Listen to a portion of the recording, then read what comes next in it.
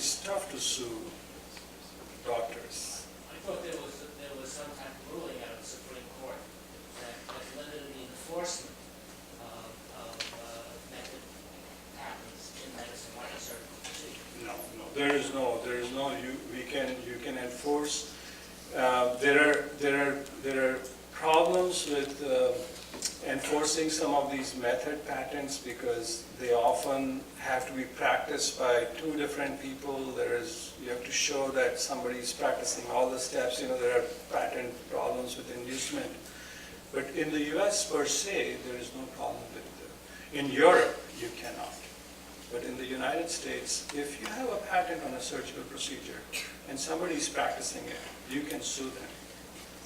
Usually, it's not something that at least most companies prefer to do, to sue the surgeon directly. If they can find a way to sue a company that is selling the surgeon something that he's using to practice that procedure, we feel much better about it. It's not a good idea to be suing our doctors. I don't know. Sir. I have a three-part question. Why are patents so expensive to file and to obtain? Is the first part. The UCLA website claims a number about 30,000 for a patent. And the second part is why does it take such a long time for patents to get obtained? In my experience, it's about 7 to 10 years on software patents. The third part is who benefits the most of this whole patenting game? My personal experience is the patent lawyers. Can you comment on that? Let's have the patent attorneys comment on that. Well, it's certainly a livelihood for patent attorneys. And if you patent in the U.S., the majority of the cost is going to be in attorneys' fees. Now, there are ways to reduce those costs. But the reason why it's expensive is you've got to have somebody with the right technical abilities and the right legal abilities. The combination of experience is relatively rare. And there's a lot of thought work involved. So there's a lot of, you can't just look at, you can't have somebody come into your idea, scribble something down and get it in. It's not going to work. You've got to understand the prior art. You've got to put together a claiming strategy. You've got to support it. There's a lot of thought work that goes into that, and it takes time. So if I was to hire Dr. Martin to perform a 20-hour neurosurgery on me, it would be expensive because he has valuable skills and there's a lot of time involved. And it's no different. It's sort of a supply and demand thing. You will find attorneys that will work with you if you're able to do certain steps and that will reduce the attorney's burden to lower the costs. I'm certainly willing to do that, especially for startups and individual inventors, because I like to see them successfully patent things. But it does take a tremendous amount of time to deal with, especially when you run into difficulties at the PTO. Patenting in foreign jurisdictions, a lot of the fees there, oftentimes the official fees that you're charged are as much as the attorney fees. So they're much higher overseas. Okay. We have time for one last question. Mr. Jake mentioned that you're likely to get turned down the first time and maybe you have to keep applying. If I understood it right, the slides went pretty fast. But can one patent an idea that's been judged to be feasible by experts with diagrams and other things, but doesn't have the wherewithal to make a prototype? Can this idea, this detailed idea, I guess it's two questions then. Are you likely to get turned down with something like this? And the second part of it is, can you patent an idea that is very detailed, but you just don't have a situation where you have to make this prototype?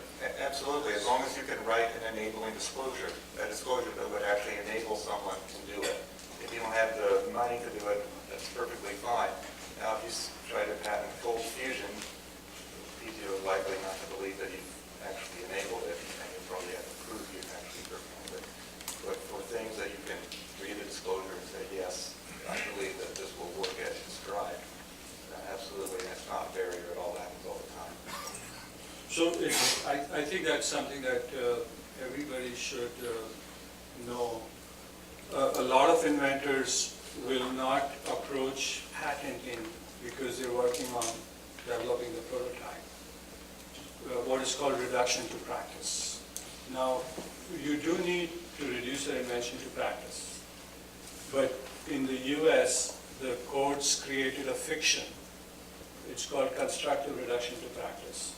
So when you don't need to make a prototype, when you have an invention, when you write it down in a patent application, essentially that amounts to reduction to practice. Would you repeat that term again? Reduction to practice. And so just preparing the patent application, and it has to have what John said, it has to have an enabling disclosure that a person of ordinary skill in that. It's not important. The important thing is you have an invention, you write a patent application on it, you're done. No prototyping. So this is my constant mantra to all inventors. Don't worry about prototyping. You can patent your invention. The earlier you do it, better.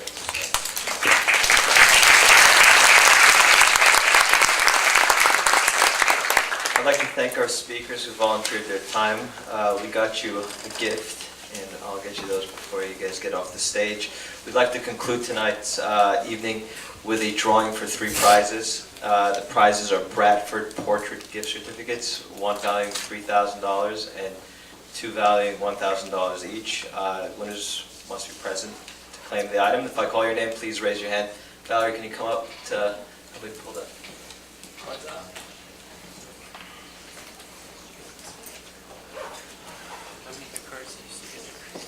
Jeffrey Chen, this is for the $3,000 item. Jeffrey Chen. Oh, shucks.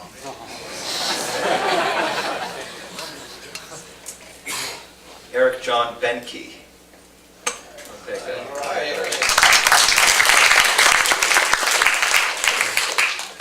Todd Zorick. Congratulations.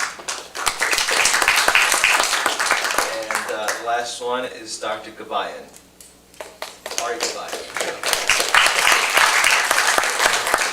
So you guys can collect your prize at the registration table before the networking reception that's to follow. I hope you guys enjoyed this evening as much as I did. You'll receive an electronic post-symposium feedback survey, and hopefully we can incorporate your feedback in future alumni events. Tonight's event has been videotaped, so if you'd like to view it again, you can do so by visiting the Medical Alumni Association site or by going to YouTube. The MAA would like to thank the School of Dentistry, School of Nursing, and the law firm of Carnley, Bove, Lutch, and Hutz for helping to underwrite the cost of the networking event. I'd like to personally thank Valerie and the Medical Alumni Association staff for helping to put the event together.